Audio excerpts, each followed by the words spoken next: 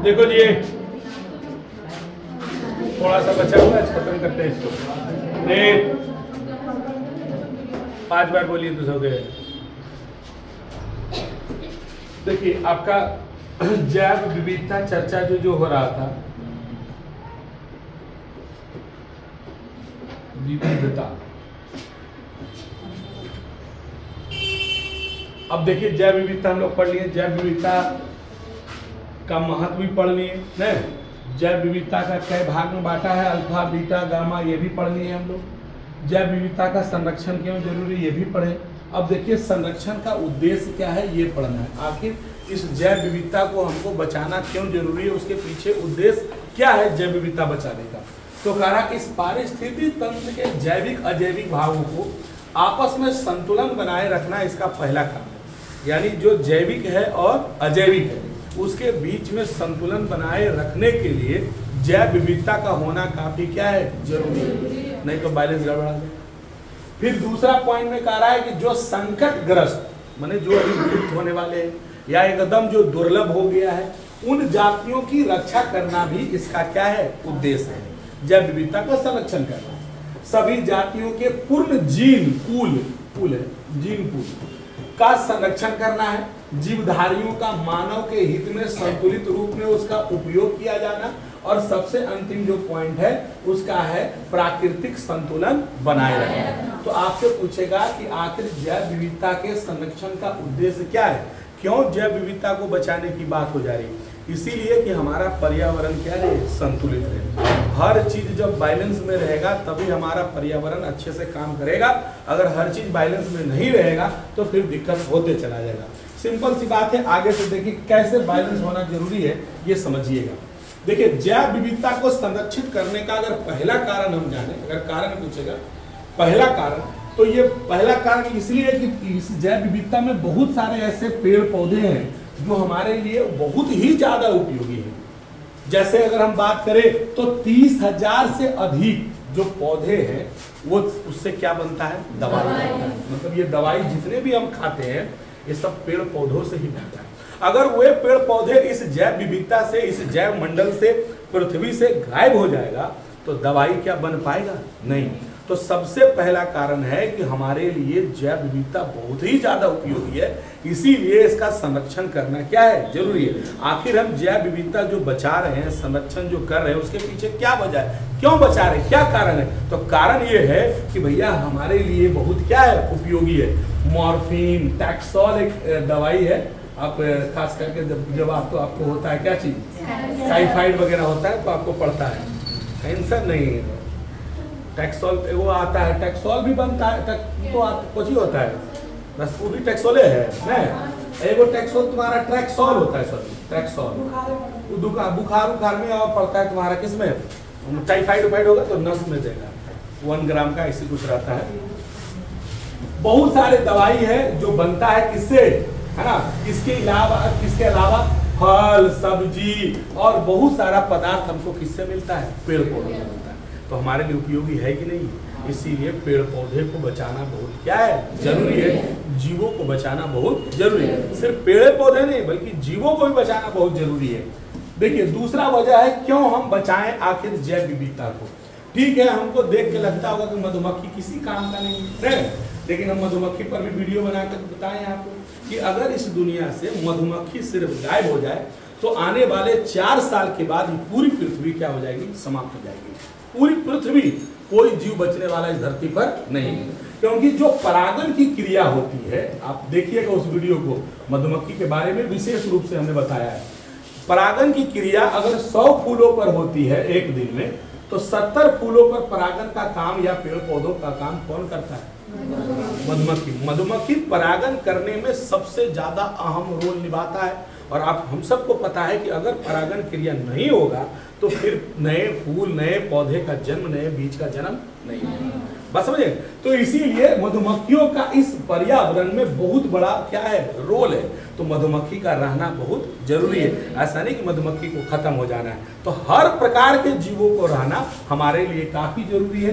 दूसरा देखिए, इस परागण की क्रिया में एक और जीव हमारे लिए बहुत ज्यादा काम करता है, जिसका नाम क्या है, चमगादड़। चमगादड़ ये रात को दिखाई देता है, इसको ये दिन को नहीं दिखाई देता है। चमगादड़ सभी पक्षियों में एकमात्र ऐसा पक्षी है जो अंडा नहीं देता है, बल्कि ये क्या देता है, बच्चा देता है। और ये अपने बच्चे को क्या पिलाता है, दूध पिलाता है।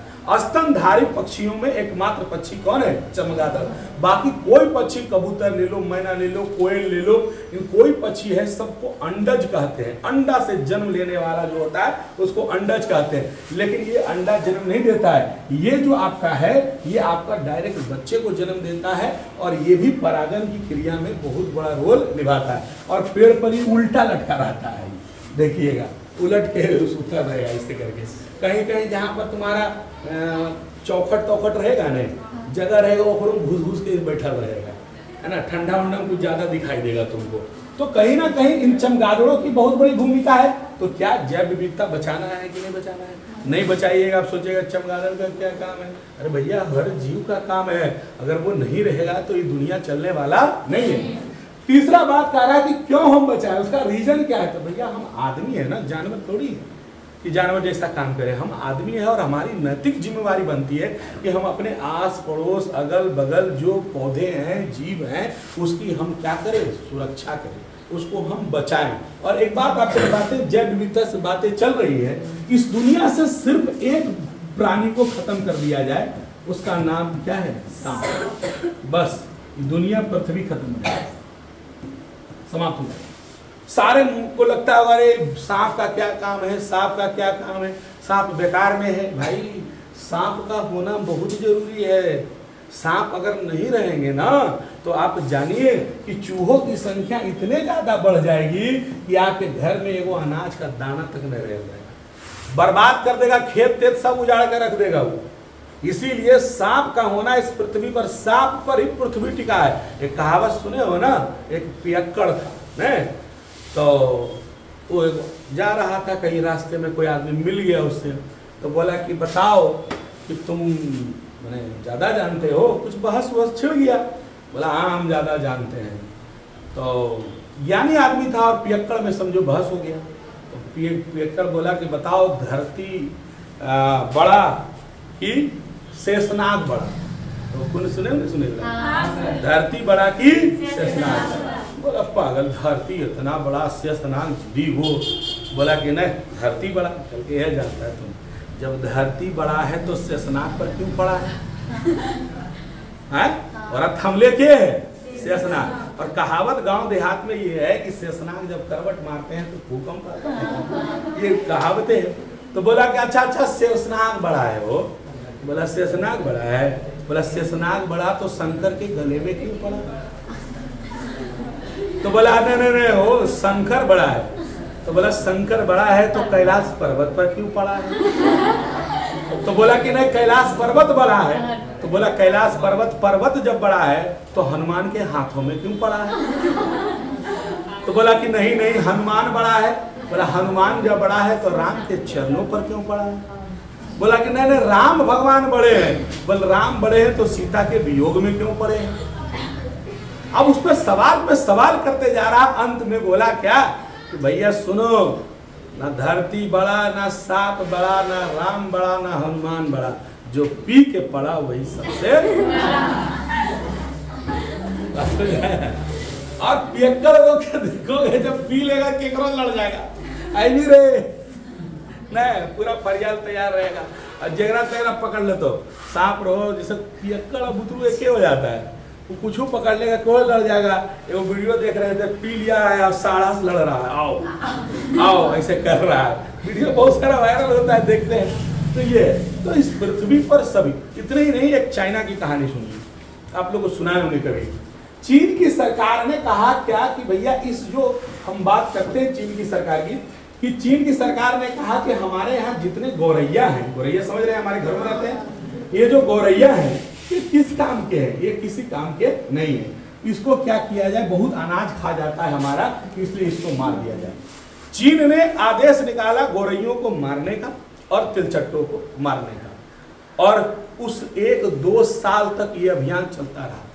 कोई भी व्यक्ति, और इस पर इनाम भी रख दिया गया कि जो जितने गौरैया को मारेगा उसका प्रूफ अगर कुछ देता है तो हम उस पर क्या करेंगे, इनाम भी रखेंगे। और सरकार का आदेश है, साम्यवादी सरकार है, वहां मानना पड़ता है। अब लोगों ने मारना शुरू कर दिया। कोई भी व्यक्ति अपने घर पर चिड़ैया को बैठने नहीं देता था, घोंसला उसला को कबाड़ वाड़ के फेंक दिया और थाली पीटते रहता था, आवाज से भाग जाता था। घर पे अगर आता था तो पेड़ों पर भी बैठने उसको नहीं दिया जाता था, खूब ताली बजाना, थाली बजाना है करके उसको मारने के पीछे लगा रहता था। धीरे धीरे गौरैयों की संख्या हो गई कम। अगले ठीक 1-2 साल के बाद चीन में इतना भयंकर अकाल आया, इतना भयंकर अकाल आया, सूखा, माने अनाज, धान हुआ लेकिन अनाज नहीं है, गेहूं हुआ लेकिन उसमें अनाज नहीं है। और उस भूखमरी से, उस अकाल में लाखों लोग मर गए। तब चीन ने इस बात को रिसर्च किया कि भैया आखिर ऐसा था क्या, हमने तो धान उगाया, सब चीज किया, लेकिन हमारे देश में अकाल आया क्यों। तो रिसर्च में ये पता चला कि चिड़ैया जो है, ये गौरैया जो है, इस पर्यावरण के लिए उतना ही जरूरी है जितना हम और आप। गौरैया का आप देखिए ना, और छोटी छोटी कीड़ों को भी खा जाती है। तो इस पूरे पर्यावरण में कीड़ों को संतुलित रखने के लिए ऐसे प्राणियों को बनाया गया है कि कीड़े की संख्या भी इतना ना बढ़ जाए कि वो अनाज को क्या करे, खत्म कर दे। ऐसे कई जीव हैं, उनमें एक जीव हमारा कौन है, और जब गौरैया घटेगी तो कीड़े तो बढ़ेंगे। इसीलिए वहां पर क्या आया, अकाल आया। तो इस धरती पर जितने भी जीव हैं सबका अपना अपना एक महत्व है। कोई भी जीव इस धरती पर बेकार नहीं आया है, इसलिए हमें हर जीव का संरक्षण करना चाहिए जितना हो सकता है। आगे देखिए, अब संरक्षण कैसे करेंगे, कैसे कोई जीव को बचाएंगे, इस पर हम बात करते हैं। संरक्षण करने का तरीका है कि संकटग्रस्त जातियों का संरक्षण पहले करेंगे। पहला पॉइंट है कि कैसे संरक्षण करेंगे, तो पहले देखेंगे कौन कौन एकदम संकट में फंसा हुआ है।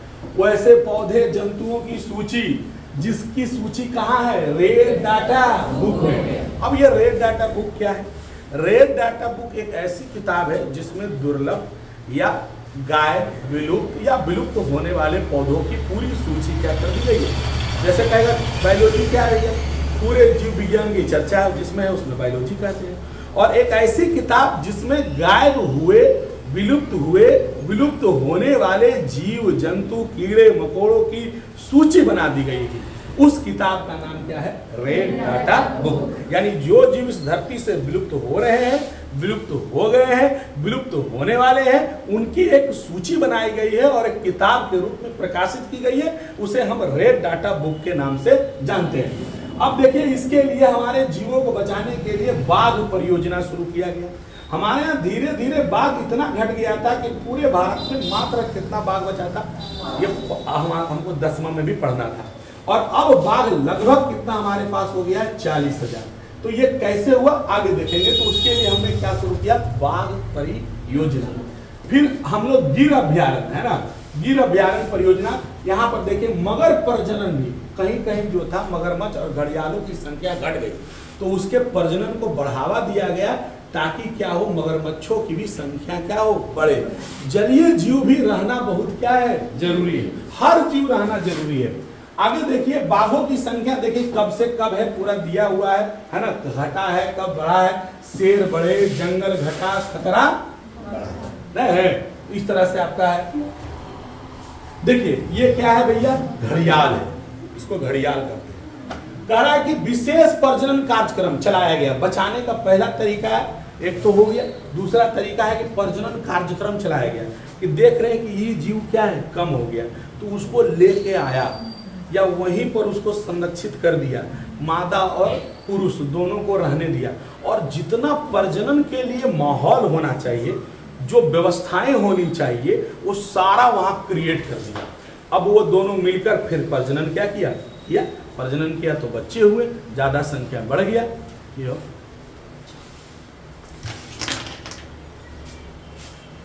तो उसी तरह इसके अंतर्गत विशेष तरह से है ना संख्या बढ़ाई जाती है उन जीवों की। केंद्र, यहाँ केंद्र है, विशेष केंद्रों में फिर उन्हें प्राकृतिक आवासों में जाकर क्या कर दिया जाता है, छोड़ दिया। जैसे मध्य प्रदेश में आप सुने होंगे चंबल की घाटी, चंबल के डाकू, पुराने फिल्मों में आप सुनते होंगे। चंबल में जो है घड़ियालों की संख्या बहुत क्या हो गई थी, कम हो गई थी। तो मध्य प्रदेश का एक जगह है जिसका नाम क्या है, मुरैना।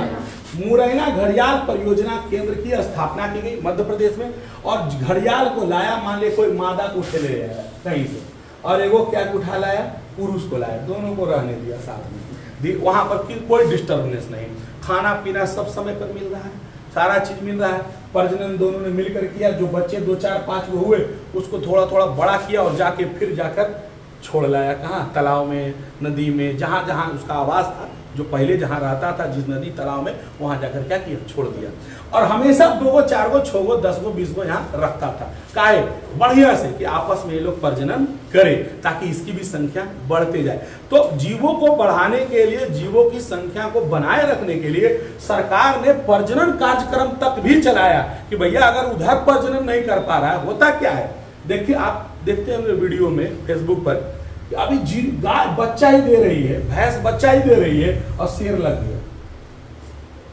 शेर लग गया, बच्चा दिया, गाय भैंस का बच्चा क्या तुरंत खड़ा हो जाता है, जन्म लिया खड़ा हो गया नहीं, और उसको मार के क्या किया, खा गया। अब बताओ कोई भी जीव, देखिए अगर हमारे पास एक आम का पौधा है तो भैया इससे हजारों आम हो सकते हैं, हजारों पौधे लगा सकते हैं इससे, लेकिन कब, जब इसको हम रोपेंगे, और रोप दिए तो तुरंत तो होगा नहीं, एक निश्चित टाइम लेगा। ये कोई भी व्यक्ति, हम हो या आप हो, जन्म लेते साथ ही प्रजनन लायक नहीं बन जाते हैं।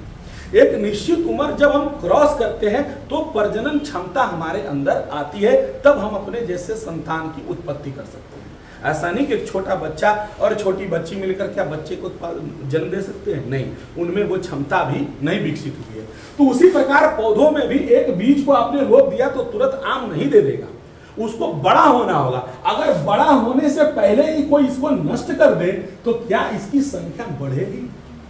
वैसे जीवों में होता था, जानवर खा गया, कोई मार दिया, तो इसीलिए इसको लाया और थोड़ा बड़ा किया पहले, कि थोड़ा बड़ा हो जाओ, प्रजनन लायक बन जाओ, है ना, तब छोड़ देंगे तुमको, तब तुम भी प्रजनन करोगे, तब ना संख्या बढ़ेगा। तो विशेष प्रजनन केंद्र की शुरुआत की गई इस तरह से। आगे देखिएगा, अब देखिए संरक्षण करने का एक तरीका है जिसको बोलते हैं स्वस्थानिक संरक्षण। ये स्वस्थानिक संरक्षण क्या है समझिएगा।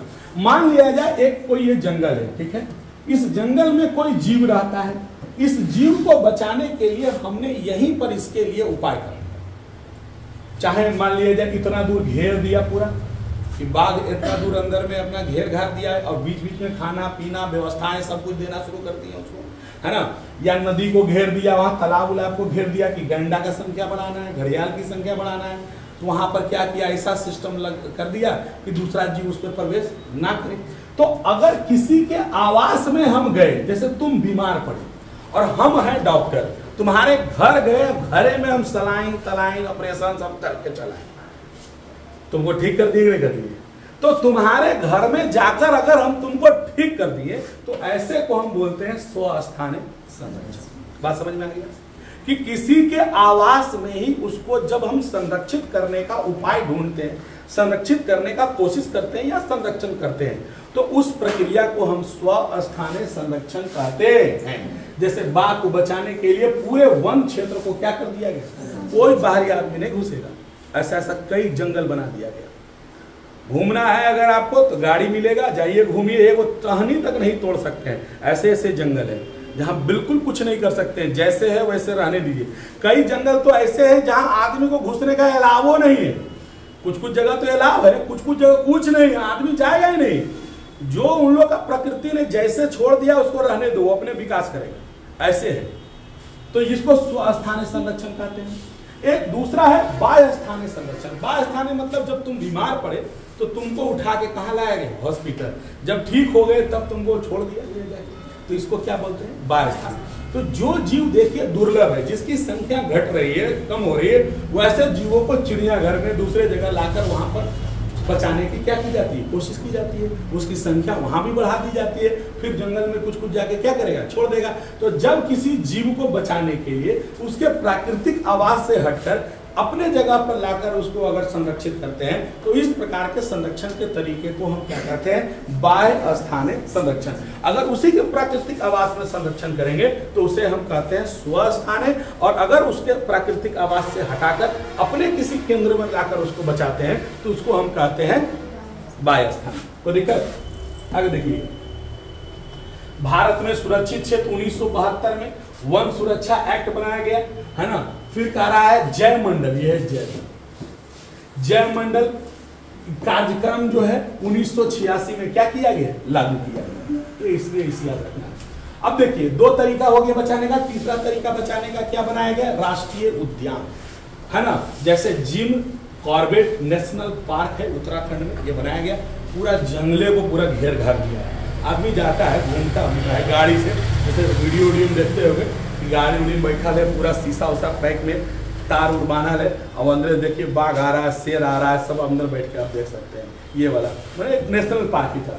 कह भारत में 85 राष्ट्रीय उद्यान है, जो संपूर्ण भूभाग का मात्र कितना प्रतिशत है, 1% है।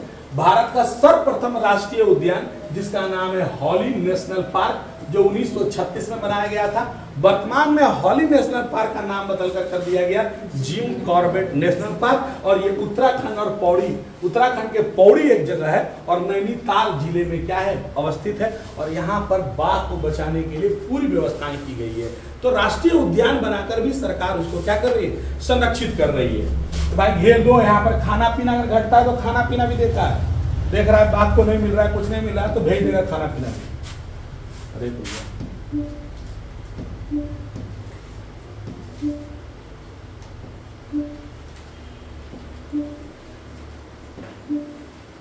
हाँ, अब देखो, जीवों को बचाने के लिए सरकार ने सेंचुरी भी स्थापित की है।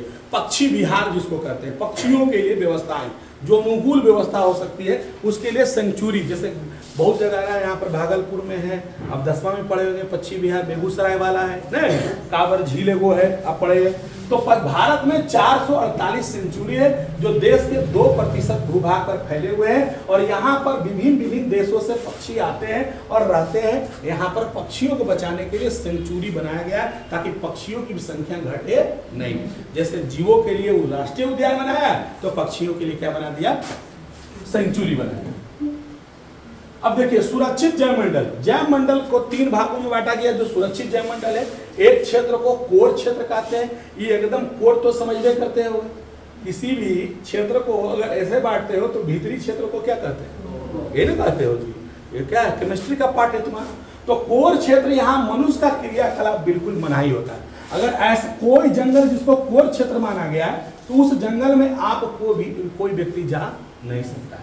वहां जानवर अपने मन से जैसे है वैसे रहेगा। दूसरा हमारा क्षेत्र होता है कौन सी, बफर क्षेत्र। बफर क्षेत्र में सीमित गतिविधि का अनुमति दिया जाता है, सीमित, थोड़ा बहुत आप जा सकते हैं, आ सकते हैं। और तीसरा पेरिफेरल क्षेत्र, जो पर्यावरण को नुकसान पहुंचाए बिना वहां आप गति क्या है, कर सकते हैं। और पहला तो है कोर, कोर में तो बिल्कुल नहीं जाने देगा। दूसरा बफर क्षेत्र है, वहां थोड़ा बहुत किसी को जाने देगा जिसका परमिट भी रहेगा, या बहुत मुश्किल से आप जाइएगा। और तीसरा है जंगल, जहां पर आपको कहने का मतलब पर्यावरण को नुकसान पहुंचाए बिना आप जा आ सकते हैं। ऐसा 3 क्षेत्र हमारे सुरक्षित जैव मंडल में क्या किया गया है, बांटा गया है। देखिए, विश्व के 65 देश में 243 सुरक्षित जैव मंडल है। जैव मंडल पूरे विश्व में कितना है, 243। अब देखिए, भारत में कहां कहां जैव मंडल है जहां पर जीवों को बचाने की बात की गई है। 10वां में भी 10 को के बारे में दिया गया था। उसमें वो नीलगिरी है जो तमिलनाडु राज्य में है, नंदा देवी है उत्तराखंड में है, नोकरेक है मेघालय में है।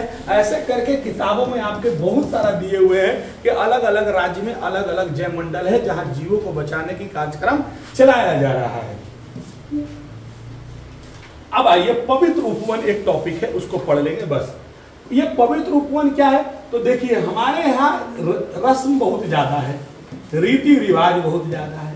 एगो पूजा अगर पाठ होगा तो पूजा पाठ में क्या होता है भाई, ले जाइएगा आम का लकड़ी, न गोबर, और क्या चीज, दुभी, केला के पत्ता, आम के पत्ता, चंदन की लकड़ी, न और क्या, बांस के कनैली, कई प्रकार के पौधों की डिमांड की जाती है। तो मेघालय में कह रहा है, देखिए 83, मणिपुर में 365, अरुणाचल प्रदेश में 65 और कर्नाटक में 1424 पवित्र उपवन है। कुछ जगहों को ऐसे ही छोड़ दिया जाता है ना, कुछ जगह ले लिया जिसका जिसका है और छोड़ दिया, वहां पर सांस्कृतिक हिसाब से पेड़ पौधों को लगाया जाता है ताकि हमारे संस्कृति बचाए। कहने का मतलब देखिए, हम भारत में सांस्कृतिक और धार्मिक परंपरा का इतिहास काफी पुराना रहा है और हमारी सांस्कृतिक और धार्मिक परंपरा भी पेड़ पौधों को बचाने की बात कही है। क्यों? क्योंकि हम शनिवार को पीपल में पानी देते हैं, हम सुबह में तुलसी में पानी देते हैं, हम आंवला पूजा करते हैं, बृहस्पति को केला की पूजा करते हैं। ऐसे कई पेड़ पौधे हैं जिसकी हम पूजा करते हैं और पूजा इसलिए नहीं करते हैं कि उसमें कोई भगवान है, जी नहीं, पूजा इसलिए करते हैं कि वो पेड़ हमें फल देता है, वो पेड़ हमें ऑक्सीजन देता है, वो पेड़ हमें दवाई देता है और वो हमारे लिए भगवान है, हमारा जीवन है वो, और जीवन देने वाला ईश्वर होता है। तो भगवान के रूप में उसे दर्जा दे दिया गया ताकि ये पेड़ पौधे हमेशा बने रहे, और बने कब रहेंगे? जब उसमें हम जल देंगे तब ना वो फल खिलेगा। तो ये संरक्षण का तरीका है। हम ऐसे देश से आते हैं जहां चींटियों को गुड़ खिलाया जाता है, जहां मछलियों को, पक्षियों को दाना खिलाया जाता है, जहां पोंगल पर्व बैलों और गायों को भोजन खिलाया जाता है। यहाँ हम साढ़ देवता की भी पूजा करते हैं, लक्ष्मी की वाहन उल्लू की हम पूजा करते हैं, नहीं करते हैं? उल्लू लक्ष्मी का वाहन है, नहीं? यहाँ गणेश भगवान का जो वाहन है, हम चूहा की भी पूजा करते हैं, हर जीव की पूजा कर रहे हैं। यहाँ हम इतने विषैले जीव हैं जिसका नाम सांप है, इसके बावजूद भी हम नाग पंचमी मनाते हैं। क्यों? क्योंकि ये जीव हमारे पृथ्वी पर रहना उतना ही जरूरी है और उसको हम इसलिए कर देते हैं कि वो संरक्षित रहे, इस बहाने वो बचे हमारे पृथ्वी में, तब तो हम भी बचेंगे, वो खत्म तो हम भी, इसीलिए कह रहा। तो पवित्र उपवन बनाया गया ताकि रस्म रिवाजों की चीजें हमको मिलते रहे। ऐसे उपवन जो किसी क्षेत्र में बनाए जाते हैं और वहां पर, कहने का मतलब, अलग से भूभाग छोड़ दिया जाता है और लकड़ी काटना यहाँ क्या होता है? मना होता है। मैंने फूल तोड़ लीजिए, पत्ती तोड़ लीजिए, थोड़ा टहनी हल्का फल्का तोड़ लीजिए, मैंने पूजा के लायक, बस, उससे ज्यादा आप कुछ कर नहीं सकते। उसको हम पवित्र उपवन कहते हैं। देखिए लिखा हुआ है ना, पवित्र उपवन। अब बोलो खत्म, चैप्टर समाप्त। और कोई दिक्कत है तो बोलो।